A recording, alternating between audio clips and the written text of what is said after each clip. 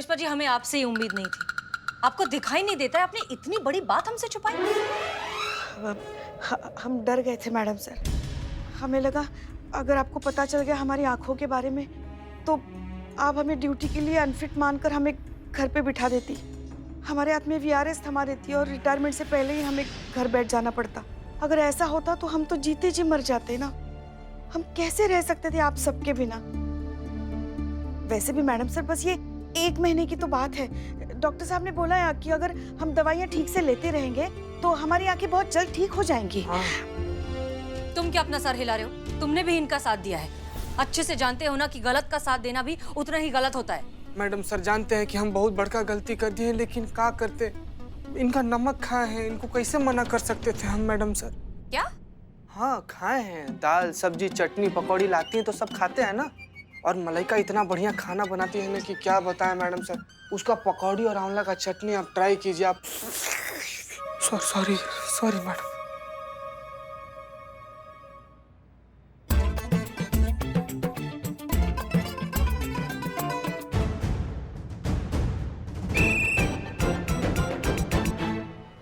क्या कर रही हैं आप खड़े होकर?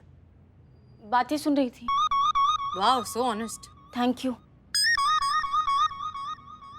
अब आप अभी के अभी एक टांग पर खड़ी हो जाइए और जब तक ये मीटिंग खत्म नहीं होती आप एक टांग पर ही खड़ी रहेंगी।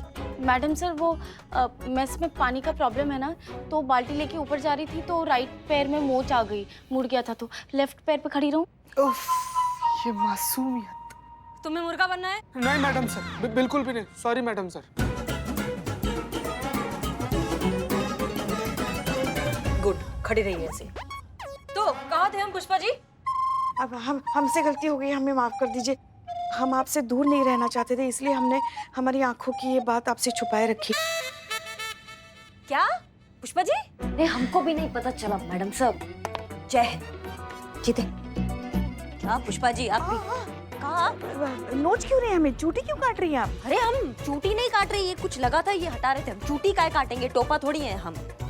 ये चल रहा था इतने दिनों से, घर इसलिए नहीं आ रही थी कि भाई लल्ला को पता ना चल जाए, है ना पुष्पा जी? क्योंकि लल्ला आपको ड्यूटी पे नहीं आने देते ना। ये तो कल रात को हमारे सर में ना एकदम से दर्द उठा तो हम अपना दवाई,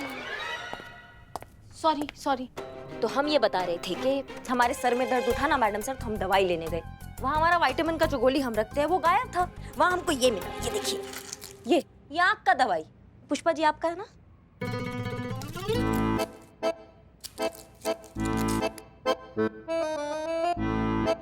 हाँ, यही है हमारी दवाइयाँ। ये दवाइयाँ घर पर थी जी। हे भगवान, तो फिर इतने दिनों तक हम कौन सी दवाइयाँ खा रहे थे? हमारा विटामिन चबा रही थी आप इतने दिनों से। तभी हम सोचे इतने दिनों से दवाइयाँ खा रहे हैं फिर भी हमारी आंखों की रोशनी ठीक क्यों नहीं हो रही है?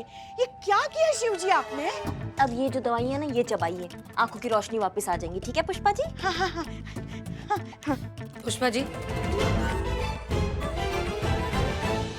आप इतना ही समझ पाई हैं हमें?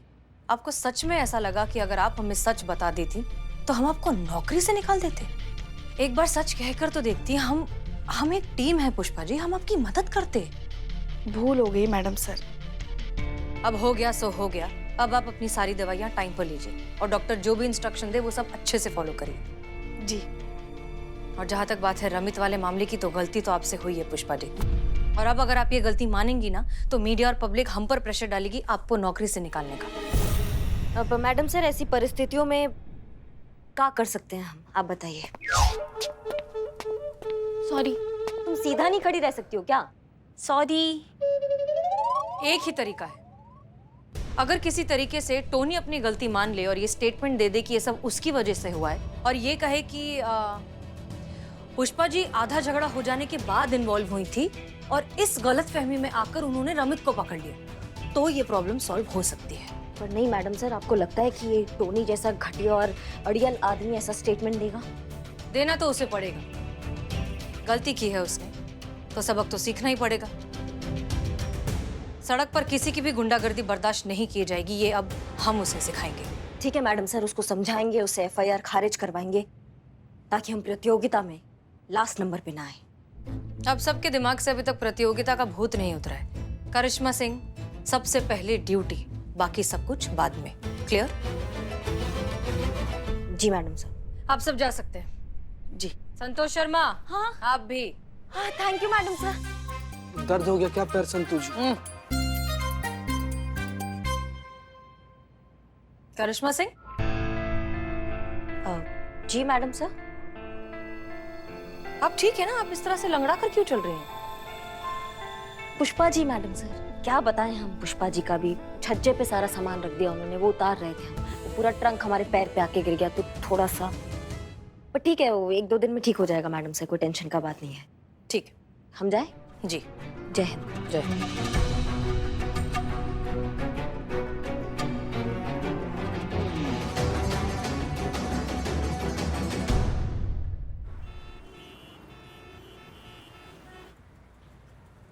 इतना दर्द हो रहा है तो एक जगह खड़ी रहिए फिर, और बताएंगे हम किसका इंतजार कर रहे हैं। वो मैडम सर, हमने जांच पड़ताल किया टोनी के केस में, तो हमको पता चला कि टोनी का जो वाइफ है वो खुद उसकी गाड़ी में उसके साथ बैठना पसंद नहीं करती है। तो फिर कैसे जाती है?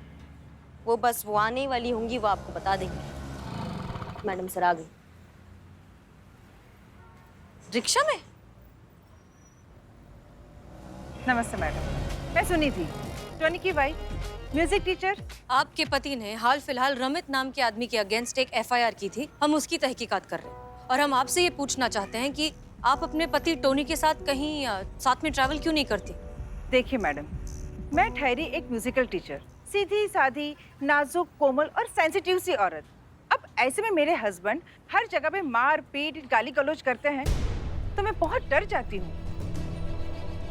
ऊपर से मेरा 19 साल का बेटा, अब वो जब इन्हें सबके साथ इस तरीके से मिसबिहेव करते हुए देखता है, लड़ाई झगड़ा गाली गलौज करते हुए देखेगा, तो वो क्या सीखेगा? यही सब बेसुरी बातें ना, इसीलिए मैं उनके साथ गाड़ी में कहीं पे भी जाना अवॉइड ही करती हूँ। ठीक है, हम आपकी सारी बातें समझ गए, आप चिंता मत कीजिए। हम बहुत जल्द आपके पति को ये सिखा देंगे कि इस तरह से सड़कों पर लड़ना झगड़ना गाली गलौज करना कितना गलत है। हो सकता है कि हम कुछ ऐसा करें जो देखने में बहुत बड़ा लगे, लेकिन वो होगा सिर्फ एक नाटक, इसलिए आप घबराना मत और हमारा साथ दीजिएगा। जी। आप जा सकती हैं और उसके बाद इत्मीनान से अपने पति के साथ गाड़ी में बैठ भी पाएंगी। बिल्लू को बुलाइए।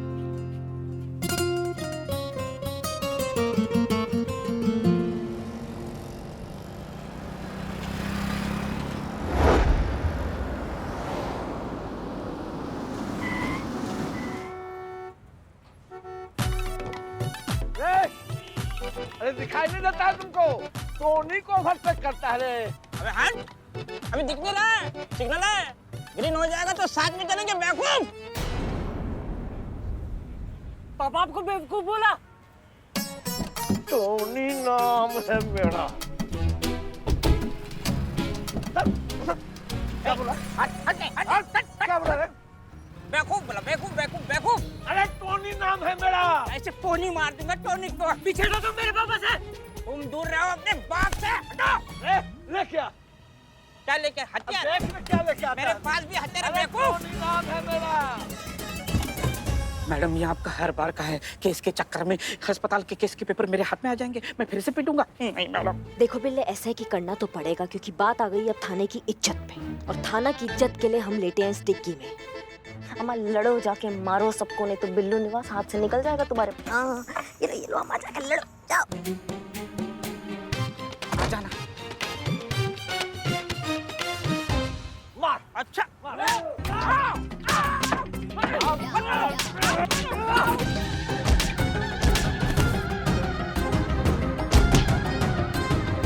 इसकी मैया की सासू मैया चूरनगिरी करने में ना एक नंबर है ये बिल्ला, बंद करके चला गया।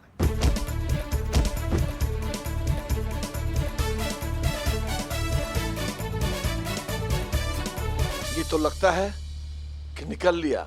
चल बगल वाले नाले में इसको फेंक देते हैं। करिश्मा मैडम को आने में इतनी देर क्यों लग रही है? कहीं मैंने डिक्की लॉक तो नहीं कर दी?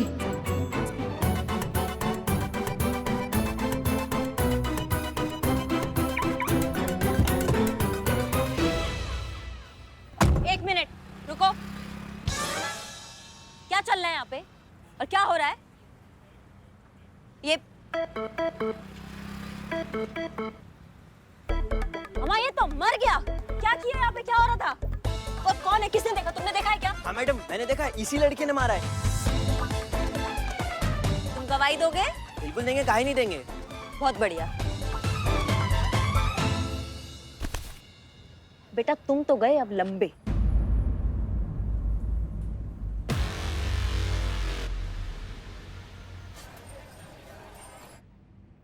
Open and shut case.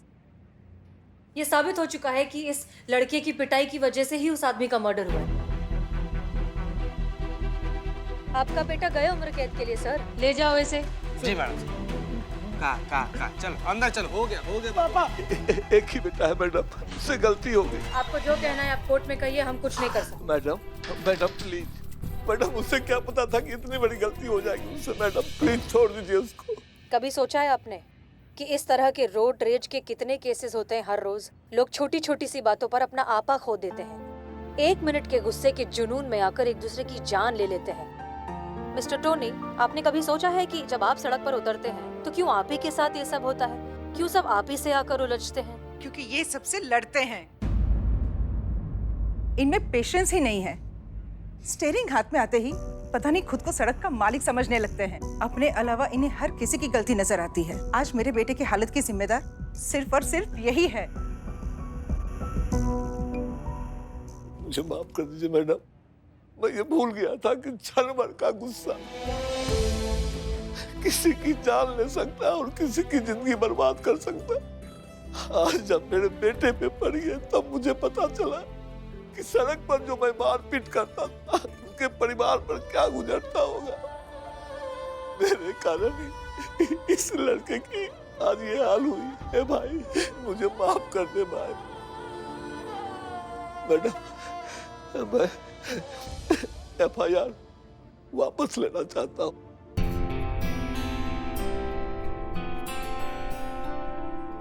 मैं स्टेटमेंट लिख कर देना चाहता हूँ। उसकी कोई गलती नहीं, सारी गलती मेरी थी। जी मैडम साहब। अब आओ, तुम बाहर आओ। संतोष शर्मा, इनका स्टेटमेंट लिखो और साइन लो। जी मैडम। वो तो अच्छा हुआ आपने समय रहते हमारी दवाइयाँ हमें वापस दे दी। अब तो हमें ठीक ठाक दिखने भी लगा। हाँ ज्यादा कूदिए मत पुष्पा जी, वरना बाहर वाले लोगों को भी पता चल जाएगा कि आपको दिखाई नहीं देता है। बता दे, हमने एक छोटा सा नाटक किया था आपकी आंखें खोलने के लिए। आपके बेटे ने कोई मर्डर नहीं किया है। बिल्लू, आओ चलो।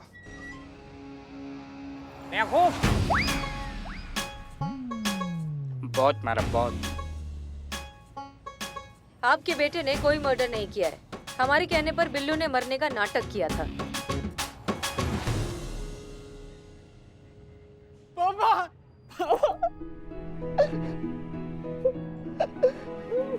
मम्मी। एक मिनट, भले ही ये नाटक था, लेकिन एक चीज आप हमेशा के लिए याद रखिए, बच्चे हमेशा माँ बाप से ही सीखते हैं। आप जैसी नींव रखेंगे इमारत वैसी ही खड़ी होगी। ये आपकी जिम्मेदारी है कि आप बड़े होकर उन्हें कैसा इंसान बनाना चाहते हैं। रमित, हमें लगता है अब तुम्हें भी इन्हें माफ कर देना चाहिए। जी मैडम सर, आप बिल्कुल सही कह रही है। हमने इनको माफ किया, लेकिन मैडम फिर भी हमें इनके खिलाफ रिपोर्ट तो लिखानी पड़ेगी। अब वो क्या है ना कि बिना FIR किए हमें हमारी कार का इंश्योरेंस क्लेम कर ही नहीं सकते, तो रिपोर्ट तो लिखानी पड़ेगी।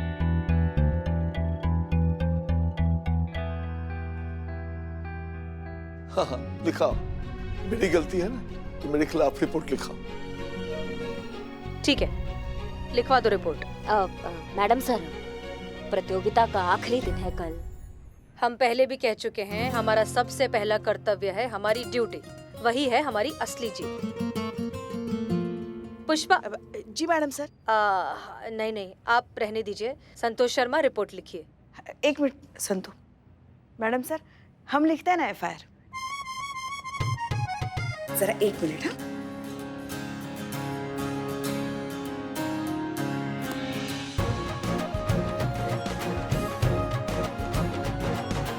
Madam sir. क्या बात है Pushpa ji, good, all the best. जी चलिए आइए बैठिए।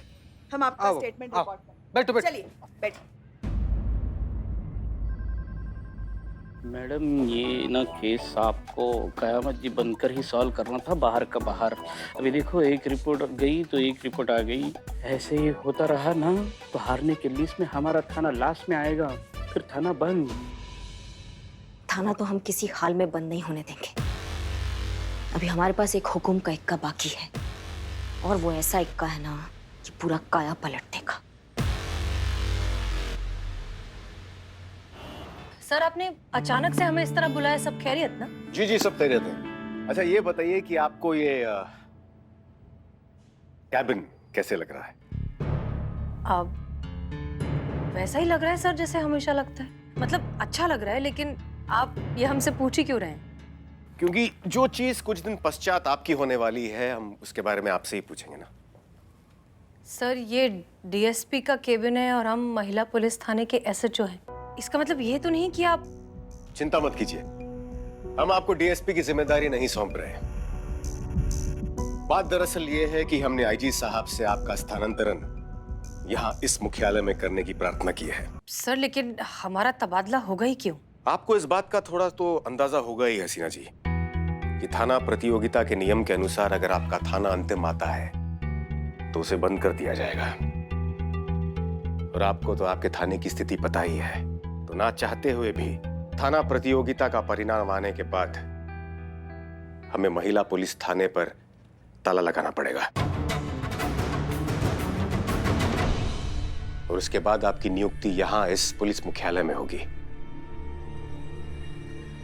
माफ कीजिए सर, लेकिन हमें अच्छा लगा ये सुनकर कि आपने हमारे बारे में इतना सोचा। लेकिन उस महिला पुलिस थाने में सिर्फ हम नहीं हैं, हमारे साथ एक पूरी टीम है। अगर थाना बंद हो गया तो उन सब का क्या होगा? हमें बड़ी प्रसन्नता होती है हसीना जी कि हमारे विभाग में आप जैसी अधिकारी है जो स्वयं से पहले अपने साथियों के बारे में सोचती है। क्या बात है हसीना जी, आप परेशान लग रही हैं? नहीं सर, हम बस ये सोच रहे हैं कि वो महिला पुलिस थाना जिसमें हमने इतना वक्त बिताया, अपना अस्तित्व झोंक दिया उसे बचाने के लिए, कुछ दिनों में शायद उसका अस्तित्व ही नहीं रहेगा। आप बहुत भूली हैं हसीना जी, आपने हमेशा जज्बात का आंचल पकड़ रखा और आपकी इसी ईमानदारी का फायदा उठाकर कोई और ले गया।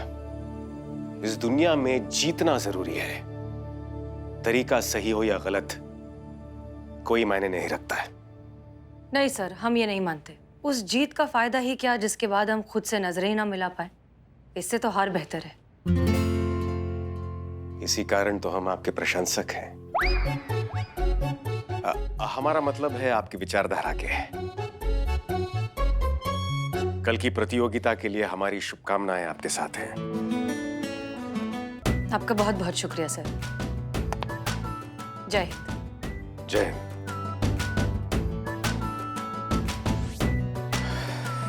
क्या बात है हसीना जी, हर बार आप हमारा दिल जीत लेती हैं। पुष्पा जी। जय हिंद मैडम। जय हिंद। मैडम से किधर है? जय जय जय। गुड मॉर्निंग जीते। किधर है मैडम सर?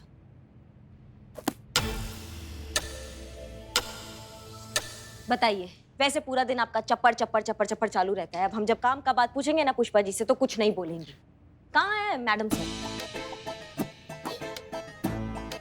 कहाँ बकैती चल रहा है ये? हाँ? अच्छा चलते चलते गए बर्गर खाने? सेब बना रही है, सेब बना रही है। नहीं चीते, पुष्पा जी दिल बना रही है। दिल की कुछ बात करनी है आपको? हाँ, इस उम्र में आप इतना रोमांटिक मत होइए पुष्पा जी। हमें बताइए कि मैडम सर किधर है? नहीं, एक मिनट करिश्मा मैडम, आपने पूछा मैडम सर कहाँ है, पुष्पा जी दिल बना रही है, मतलब ऐसा कि कुछ कहीं मैडम सर का जहाँ दिल लगा हो। मैडम सर डीएसपी सर के ऑफिस गई है उनसे मिलने के लिए। हाँ। तुम भी टोपा हो का संतू। हाँ, कुछ भी बकैती कर रही हो तुम भी इनके जैसे। ये देखो देखो, ये भी मना कर रही है, ये बात नहीं है। कहाँ? मैडम सर डीएसपी सर के ऑफिस गई है। तो ये खुद अपने मुंह से काहे नहीं बोल रही है ये बात? करिश्मा मैडम, करिश्मा मैडम, भले ही पुष्पा जी अपने मुंह से कुछ नहीं बोल पा रही है, लेकिन उनके मन में क्या चल रहा है ये हमको चिता चतुर्वेदी को पता है। तो हम लोग महिला पुलिस थाना कंपटीशन जीत जाएं, हाँ। इसके लिए पुष्पा जी मौन व्रत रखी हैं। देख बिलटे देख देखे। वाह का बात है पुष्पा जी। आपने मौन व्रत रखा है हमारे थाने के लिए। हाँ, इतना बड़ा बकैती करके बैठी हैं आप। कुछ नहीं होता है व्रत रखने से। मैडम सर के उसूल और उनके जज्बातों की वजह से ना हमारा थाना ना बंद होने की कगार पे आ चुका है। नमस्कार नमस्कार नमस्कार। जय हिंद मैडम। जय हिंद सर। जय जय हिंद हिंद। सर। जय हिंद जय हिंद। बुलबुल पांडे जी, कैसा आना हुआ आपका यहाँ? हमने सोचा कि आखिरी बार इस पुलिस थाना का दर्शन कर लेता है। मिठाई देने आए। कहा कि बेस्ट थाना कंपटीशन जीतने के बाद हमारे थाने में सेलिब्रेशन होगा, इंटरव्यू होगा, जश्न होगा। समय नहीं ना होगा हमारे पास आप लोगों के पास आने के लिए, इसलिए एडवांस में ही आपके लिए मिठाई लेके आ गए। कहा कि आप सबका जवान बहुत कड़वा है, तो एडवांस में हमारा जीत का मिठाई खा लीजिए, थोड़ा सा आपका जिंदगी में मिठास आ जाएगा।